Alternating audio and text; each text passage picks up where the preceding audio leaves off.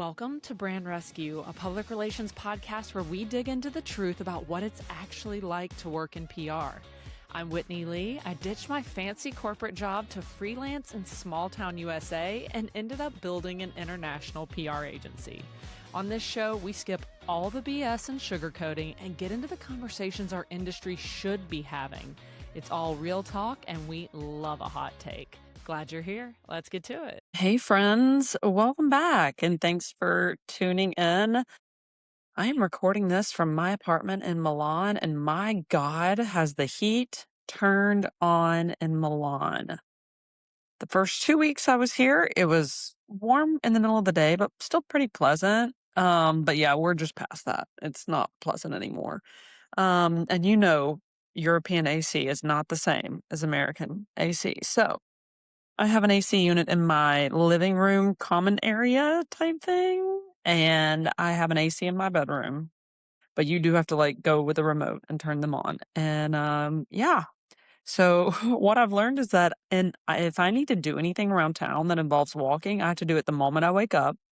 Even then it's still probably 87 degrees. And then in the middle of the day, I need to just either work from here. There's a co-working space at my gym. Oh my God, my gym is so bomb. Actually, you'll have to go watch my stories. I'm gonna post some stuff. It has an underground hot tub. It's the most ancient bath underground hot tub type thing. It is insane. So that's pretty cool. And they also have a relaxation area where there are water beds for everybody to just take naps, I guess. I love a European nap. So here we go. But work has been really good. And I wanted to share on this episode a little bit about doing business development overseas because that's really what I've been focused on. I will say I'm very, very grateful. I have the most amazing team that is really so self sufficient and they're just rocking and rolling. And they handle most of the client work. I'm still involved from a strategic standpoint. If they need guidance, if they need help, we do a team meeting every Monday where we touch base and talk about every single client and what's happening with that and whatnot. But, otherwise, they really handle a lot of the day to day tasks.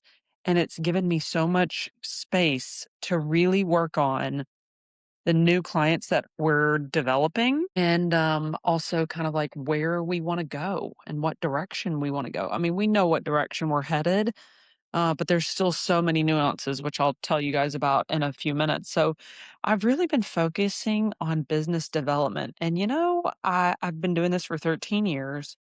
And everybody's like, how do you get your clients? And I ask other agencies that too. And it's always the same answer. We get our clients from the connections we build, and people knowing us or, somehow hearing us, whether it's a podcast, speaking on a stage, it all comes from a personal connection. I have tried all kinds of things. I have tried cold calling, cold emailing. I have tried, gosh, we do a little bit of Google ads. We've been doing Google ads for about the past year now. Um, and we've gotten some inquiries, but they don't convert. You know, it's people that are doing a quick search and they are price checking. So, and you can always tell when they're price checking, they're just getting multiple quotes to kind of cross check. What it is that they know they have another agency that they like. Um, and they just want to see, sometimes they're required to get a second quote or a third quote. And so they literally just hop on and Google and then they find somebody, they get a quote and that's it.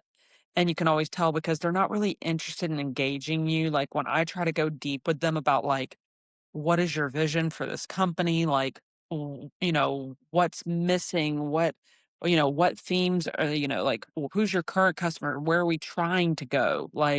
What inspired you to call us? They just try to breeze through all of that. So I will say Google Ads has brought in some leads. I would say we started last July. So in almost a year, it's probably brought in, maybe 20 leads, and of those, I think I got on calls, I would reply to them. 'em, I'd get on calls with, probably 7 or 8, and not a single one is converted, you know? So, I do think it is all about connection, which is kind of challenging because, I do the biz dev, but when somebody onboards, they work with the team, you know? But I'm not going to include the team on every single business development call because it, they wouldn't have time to work on the freaking work, you know? So it's such a catch-22 because they build this connection with me. I explain to them how we work, what we do, and I sell them the vision of what we can do for them. And then ultimately I hand them off to somebody and the good news is my team delivers on what I promise, which is so great, and I try to be really realistic when doing biz dev with people to help them understand what a PR company actually does. That's still the biggest problem. If you've been listening to this podcast for a while, you're like, "Oh my god, Whitney's a freaking broken record." Yes, yes, I am. And I'm annoyed that I'm a broken record too because nobody understands what PR actually is. We were on a client pitch, like a potential pitch the other day, and um, the girl straight up was like, we were talking about influencers, and she was like, well, we've done influencers before and we just didn't really see any success with that. And I was like, "Okay, what do you consider success? Like what were you hoping to happen when you have an influencer?" And she's like, "Well, we were hoping that, we would have the influencer and then we would sell a ton of tickets." And I'm like, "Well, that's the issue right there. Like that's not how we measure success on an influencer. An influencer is all about visibility. It brings you new eyeballs, and then we get them, like, we consider success like they get on your email list, they bring in people that follow you on social media. They get you new eyeballs, and people aren't just gonna buy overnight. Sorry. If that's what you think is gonna happen, that's not what's happening. I didn't say it that way, but I was like, we measure success off of bringing in new eyeballs, new followers, new email address, new text subscribers, and then we have to kinda cultivate that relationship and show them who we are before they buy from us. So expecting an influencer to post and 5 minutes later you get $1,000,000 in ticket sales, that's a skewed vision to begin with, you know? So if I've learned anything about business development, it's more about being so crystal clear on what we actually do, because if you're not, and then you get in a relationship with these people, uh, there's gonna be disappointment, period. They're gonna be annoyed that you're not delivering an influencer that brings $1,000,000 in ticket sales overnight.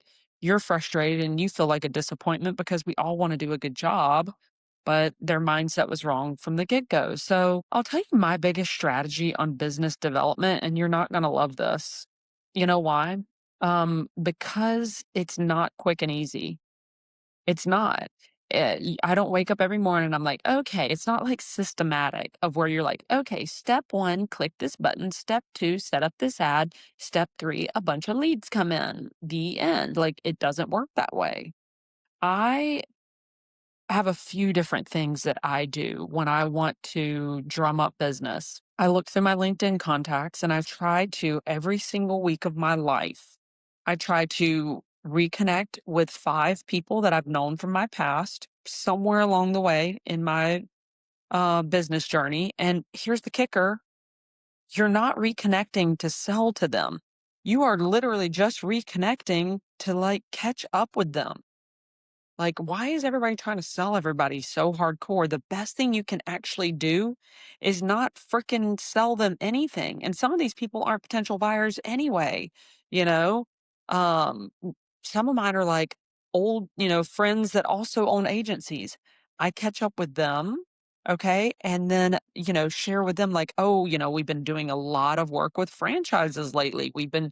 And you literally are just sharing what you're up to now. I'm not kidding you. Within a couple months, usually they're like, "Oh, Whitney works with franchises. I had this opportunity. It's not a fit for me. Here you go." But it's just staying top of mind with people and staying in front of them, telling them what you're up to now. If you disappear, they'll never think of you. So it's the long game. It is. And some people aren't willing to play it. But I try to connect with 5 past contacts, maybe even somebody who's a coworker, right? It doesn't have to be a potential client. That's not what I'm talking about, y'all, because you're like, oh, well, they already have an agency and they already have this and all of that. If you have a personal relationship with this person from a, a job you had 15 years ago, hit them up and just say, "Oh my god, I'd love to hear how you're doing. Like, what are you doing now?" Like, and honestly, I'd love to hear what they're doing because it may inspire me or I may send somebody their way or whatever.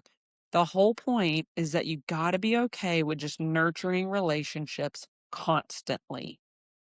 5 people from my past, and then when I reconnect with those people, I say, "Hey, is there anybody that you can think of that I should meet?" Like, I just love connecting. I'm not selling them anything. If there's anybody you should know I should, meet, I would love to connect with other agency owners, other people in the hospitality space, other people. And usually they're like, "Oh my God, have you met Dave? Dave was my old boss, blah, blah, blah." And off you go, and I also love connecting them with other people too. Most of the time when I'm sitting here chatting up with people, the first thing that comes to my mind is I'm like, okay, prime example, I was meeting with Courtney Kozak, who is the director of ops for an amazing hospitality group in Phoenix, and she was talking about women in leadership and how she's coaching women that are in like these sometimes corporate roles, but really helping them with their mindset, their leadership, to help grow them in their careers. And immediately I was like, oh man, you need to meet Pam Nemick. Like, Pam is a freaking rock star. Pam was with Whataburger for 25 years. Like, she also does a lot about like corporate culture, and she doesn't coach women, but she's in the corporate culture leadership space. I'm like, y'all should totally meet. First of all, y'all would vibe, and I don't know, just a great connection. I send one email afterwards, and people are like, "Oh my god, thank you so much." And I love it after they meet, they come back to me and they're like, "Oh my gosh, that was so valuable." You've got to give without expecting to receive. I don't know why, but it just comes back to you. Again, Courtney is not my client. Pam is not my client. These are just awesome women that I've met along the way. And I connected them, and who knows what'll ever come out of it for them or for me or maybe nothing. But like, you've got to just work relationships all day long. The good news is, if I've had enough coffee, I really like people. So this is not a hard task for me, you know? So I do a lot of biz dev in that way. I also check in with past clients that have moved on to new jobs. That's a big thing in the hospitality space because a lot of people, if you're in the hotel space especially, their leadership gets opportunities in different markets all the time. So people do move around like the chess pieces, like chess pieces. So sometimes I'll just hit them up and I'm like, "Oh my god, how is it out in San Francisco? Are you just like loving it out there? Like, what's new? Like, tell me about the hotel." Like, and sometimes they have an agency and that's okay. Like, you've got actually, I really enjoy this form of business development because I am not a person who likes to be sold stuff. And so I don't like to sell people stuff. I like to consistently connect with people, and it moves the needle. I can't explain it, y'all. Even when I'm not selling, it happens. Actually, this is how the whole agency came to be. I never like when I was in Destin, I never like went around town being like, "Hi, do you need help with PR? Hi, do you need help with social media?" No, I just went out to these events, put a smile on my freaking face. I looked professional, and I would introduce myself and chat people up. And the first thing I do is ask them about themselves. I don't talk about Whitney. The first thing I do is I'm like, "Oh my gosh, what do you do? That's so cool. How long have you been there?" Like, just take interest in human beings and they will take interest in you, you know? So that honestly, shake as many hands as you can and in the most casual way tell them what you do and move on about your day, then find a way to connect with them on LinkedIn or something and move on about your day, because it does end up coming back to you. I also give people free advice all the time. I don't I don't offer the advice. Sometimes they'll say like, well, this and this is happening. And I'm like, oh man, have you ever thought about this? I don't know. Maybe that'd be a good idea. We had a client one time that this and this happened. And when we did this, then it actually got a lot better. And and that, and they're just like, wow, why would you share that with me? Or like they're actually kind of taken aback that you give so freely. I used to have a friend who owned an agency, and we were talking about like when you pitch a client, do you do this and do you do that and da da da da da da. Very just sharing freely. And I told her of this, God, this has been 10 years ago probably. And I was like, so I did this pitch and I told them that we were gonna like start this event and we named it this. And I like pitched in this whole idea. And she was like, you put actual ideas in your pitch? Like, in the proposal? And I was like, "Yeah." I mean, I don't, like, build out the whole branding for the idea and, like, everything, but I throw them a bone. I'm like, "Oh, man, what if we did this and this?" Like, just spit out an idea. That's how my brain works, I get excited about a new client. I'm like, "Oh my god, what if we started an annual this where we dropped a new feature every, or seasonally, we dropped a new this or that." And suddenly and she was, like, astonished. She was like, "No, that's work. You're giving them free ideas, Whitney."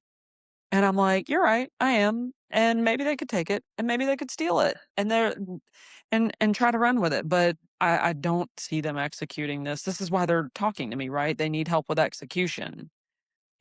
Most of the time people come with lots of ideas, but they don't come with any ability to execute. So I'm like, you know what? Maybe they will steal it, but 9 times out of 10 what it actually does is show them how my brain works, and then they're like, "Ooh, this girl has good ideas." Like, "Wow, that's actually a really fun idea." And then they get excited about working with me because they're like, "Wow, and she barely knows our brand and she spit out an idea like that." You know? And then the fact that we're like, "Yeah, we can totally do that. We'll make that happen for you." Like, this is what we do. Then they have a vision of what you do and they get more excited about it. I think all of that, like the concept of don't share ideas in your proposal really comes from a place of fear and scarcity of like, "Oh, they're gonna steal from me." I'm like, "Dude, steal my idea. It's fine, I guess, whatever." Like, I got a million more. Ideas are ideas are in plenty, you know what I mean? Like, and now you got freaking AI and Google that'll help you generate ideas all day long if you struggle, like it's so funny how some people are trying to hold on to things so tightly, but if they would actually give more freely, that's what would close the deal, you know? So I give away a lot of free advice. Heck, look at all these podcasts I do. I like fully share the whole inner workings of how I built a business and everything. And do you think I'm over here tripping about like somebody might steal my ideas and go start their own agency? Well, good on them. Also, can I just say, like, get ready, buckle up. Because if I knew what I know now, well, also, I'm pushing 40 now. I was, like, so, starry-eyed when I started this and so spunky and so full of twenty-something-year-old energy that now I'm like, "How did I freaking do that?" Like, good god. Um, knowing what I know now, I'm not sure I would have done it all over again, but, this is my life's work, and I'm very, very grateful that I had all that energy back then? Um, but okay, another big thing that I think really helps generate business, and this is a no-brainer, is speaking on stages. I speak on stages and people are so interested, especially if you have a way of making it really down to earth. Marketing, PR, all of this, like, if you're speaking in jargon constantly, then you think you look smart, but nobody in the audience knows what you're talking about. Get on some stages and just shoot people straight. I spoke at New York Restaurant Show in March, in Manhattan at the Javits Center, and there was like 1,200 people in the room, but they do it where it's like a big expo, and then they have the stages throughout the room, like this room is like bigger than a football field. And there's just like expo booths everywhere, but they put me on a stage and it had 200 chairs in it, and people would just wander up and sit down in a chair and start listening. And it's literally me talking exactly the way I'm talking to y'all right now. Like, full-blown conversation mode, nothing fancy. I did have a PowerPoint just with some bullets because that helps trigger me on what I wanna make sure I hit all the points. But for the most part, I literally talk exactly like this. And at the end of that, so I was there for a whole weekend. I spoke on a Monday. At the end of it, the next speaker was getting ready to come up in like 15 minutes. They had like a bunch of speakers coming up on the stage throughout the day. I moved to the side and a few people wanted to chat me up. This line of people formed so long that I stood there for over an additional hour talking to people, shaking hands, answering their questions in more depth. And some of their questions, because I was talking about AI recommendations, some of their questions I didn't know the answer. And I just told them, like, hey, I honestly don't know that. AI is so new right now that, like, I have seen this and this, but I don't know the answer to your question. That is an excellent question. And I think as this changes, that we will find out more. You know what I mean? Like, I was just honest with people. If they ask me a question I don't know, I'm not going to lie to them. So, um, but yeah, this line formed like over an hour long to the point where at the end, I was going to miss my flight. I needed to get on the Long Island train and get out to JFK, or I was going to miss my flight that night. So I had to just like give people my business card, or let them scan my digital business card, and I just had to dip, or otherwise I was gonna be late for my flight. So, or miss it. So getting on stage makes such a difference. And yes, that takes a lot of effort and a lot of energy. And for me to fly to New York and have a hotel and pay to, eat whatever all weekend, which the weekend was more for me, but still the flight out there and back, like couple $1,000. But if you get one client from it, one client, you have 10x'd your investment, depending on what your retainer looks like. But that's what I said. And actually, I did get a really strong lead from it that I do think is going to convert. It's going to take time, but it is going to convert. So, um, I, I know this episode is how am I doing business development overseas? The answer is this: I'm doing it the same way I do it in the US. I virtually meet with people. I reconnect with people over, LinkedIn and email, and I look up opportunities for speaking engagements. My team helps get me on podcasts. That's something you can do from literally anywhere in the world if you can't do an actual speaking engagement. That's the answer, y'all. People are like, so like, oh my God, she's over in Europe. Like, what's going to happen to the business? Absolutely nothing. I mean, lots of things are happening to the business, but nothing bad. All good things, like my life is really my day schedule is a little different because if you haven't listened to the last episode, please go back and listen to the last episode because I kind of talk about like my daily schedule of like my team doesn't get to a computer till 3, so what does that mean for my work day, and like when do I go to the gym and when do I, like a little bit of a mix up of schedules. But honestly, I work a full work day. It's the exact same thing, and so, yeah, I'm doing business development in the same exact way that I would do it in the US. And I've actually been, meeting a few people, around Milan that own a few businesses here and restaurant groups and things like that. So I don't know, maybe there's opportunity with that. Would love some more international clients because being over here is an adjustment in regards to time schedule, like work schedule. But other than that, when you own a fully remote company, it's not that different. So Anyway, y'all, I would love to hear how you do business development. If you own an agency or if you work in an agency, and like, how are you guys cultivating clients? What is working for you? Because I think I've tried it all with the cold calling and the sponsorships at events and Google ads and social media ads and blah, de blah, blah, blah. And I'll be honest with you, that doesn't generate clients for us. It never has. It's the personal relationships and it's playing the long game. And you know what? You can do that from anywhere in the world. And I feel really freaking grateful that I'm hanging out right now in Milan, Italy with full AC, and I'm able to do fun things on the weekend. I went to Venice over the weekend with my big brother. He lives in Paris. So he flew over to Venice. I did Florence last weekend. This weekend I'm doing Lake Como. Like, I feel so grateful that I can be here in Milan during the work week, bust out some work, keep everything rocking and rolling.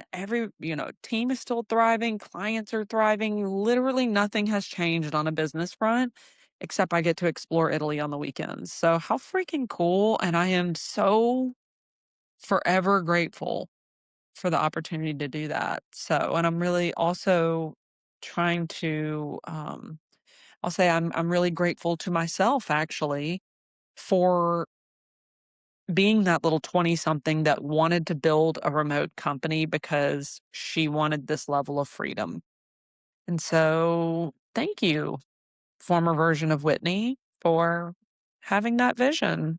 So, all right, y'all, would love to hear from you. Please hit me up on social, LinkedIn, whatever you want to do. If you want to hear something specific about the trip or something about the agency, I am always down to take your questions and turn them into episodes. So thanks for tuning in. We'll see you on the next one. That's it for today. If something in this episode landed for you, share it, screenshot it, and send it to someone in the industry who needs to hear it. And come connect with me personally on Instagram at @TheWhitneyLee, or you can find me on LinkedIn. See you next week.